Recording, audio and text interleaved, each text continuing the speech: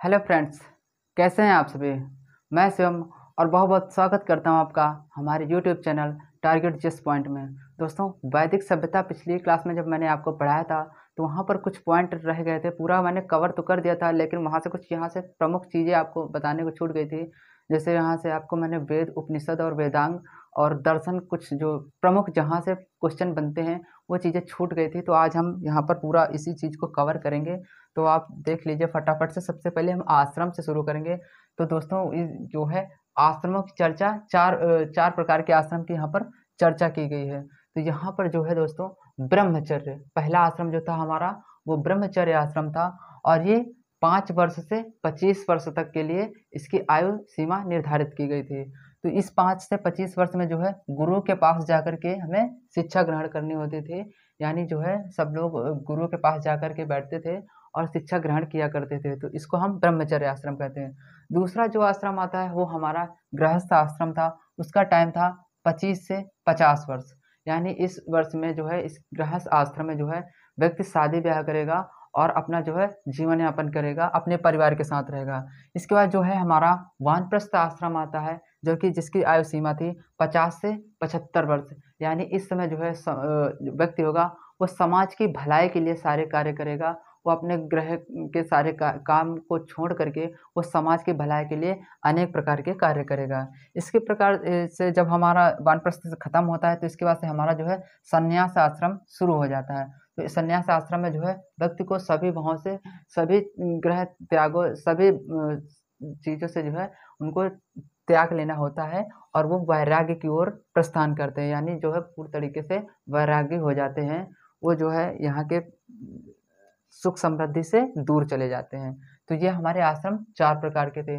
और दोस्तों, इधर हमने आपको बताया है कि इन 4 आश्रमों का उल्लेख जवालोनिषद में दिया गया, जो कि आप यहाँ पर देख सकते हैं। इसके बाद हम चलेंगे वेदांग। दोस्तों, वेदांग जो है टोटल 6 हैं।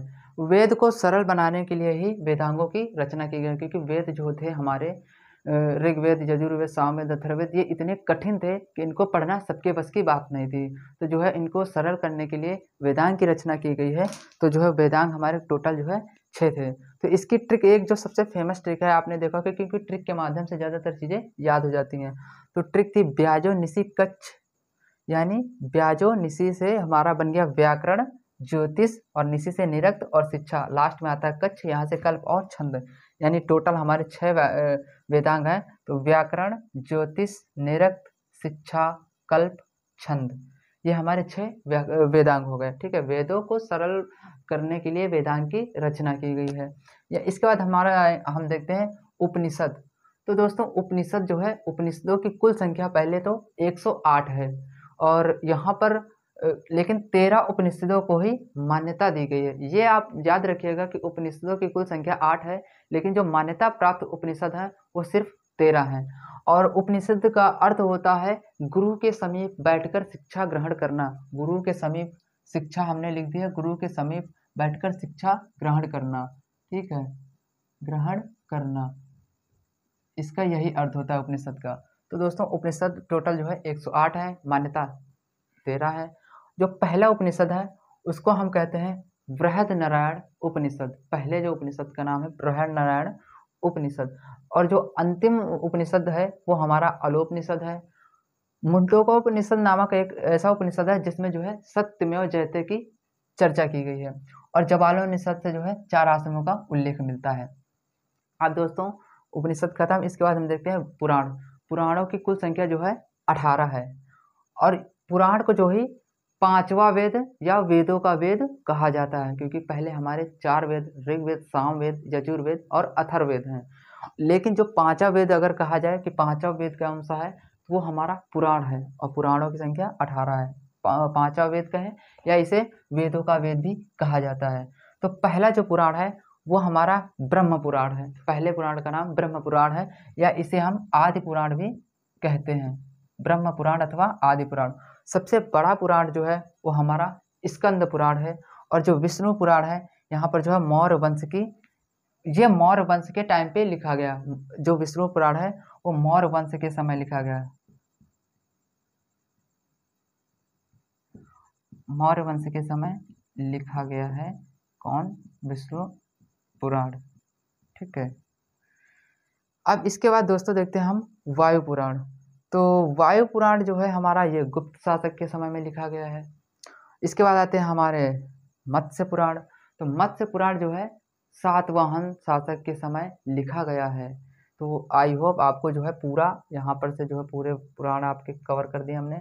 इसके बाद अगर हम दर्शन की बात कर लें इधर ही, तो दर्शन हमारे कितने 5 फेमस दर्शन हैं। न्याय दर्शन जो था इसके प्रवर्तक थे गौतम। सांख्य दर्शन के प्रवर्तक कौन थे? कपिल। और उत्तर मीमांसा के बाद नारायण, पूर्व मीमांसा के जगन्निक। और वैशेषिक दर्शन नाम का एक दर्शन था जिसके जो प्रवर्तक थे वो हमारे कणाद थे। लेकिन अब दोस्तों यहाँ पर एक प्रश्न निकलता है कि जो सांख्य दर्शन है यहाँ से ज़्यादातर गौतम बुद्ध के जो है उपनिषद उपदेश लिए गए हैं। ठीक है, यहीं पर जो है निकाले गए। तो गौतम बुद्ध के उपदेशों से सम्मिलित है। गौतम बुद्ध के उपदेश अधिकतम यहीं से लिए गए हैं।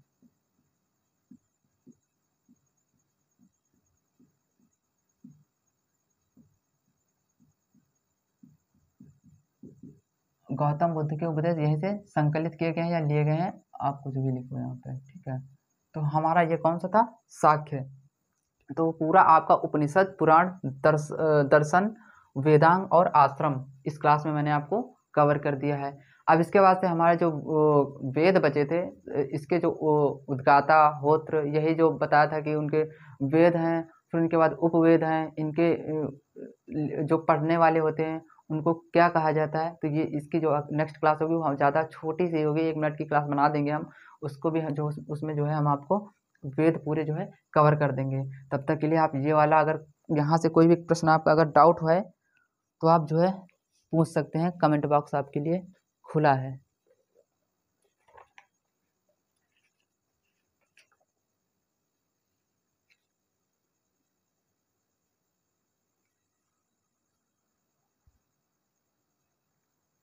तो फ्रेंड्स आई होप आपको पूरा समझ में आ गया होगा।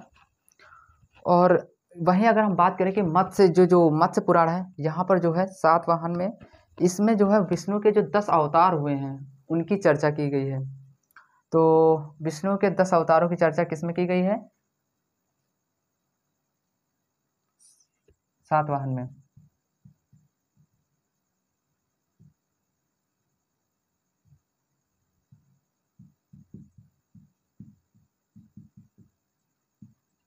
विष्णु के 10 अवतार की चर्चा जो है इसमें है, सातवाहन में। ठीक है।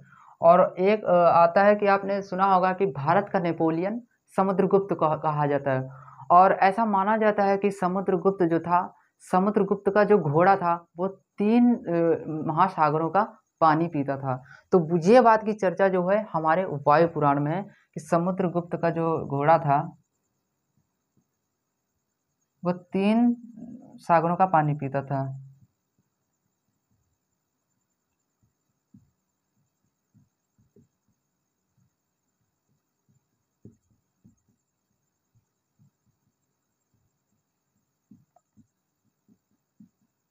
तो फ्रेंड्स ये थे हमारे कुछ यहाँ से इम्पोर्टेंट क्वेश्चन जो कि मैंने आपको बता दिए हैं।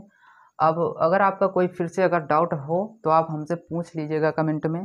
और बाकी अगर क्लास आपको अच्छी लगे तो चैनल को लाइक एंड सब्सक्राइब ज़रूर कर देना। तो तब तक के लिए फिर से मिलेंगे। आप एक बार आपने देख लिया होगा, पूरा आपको समझ आ गया।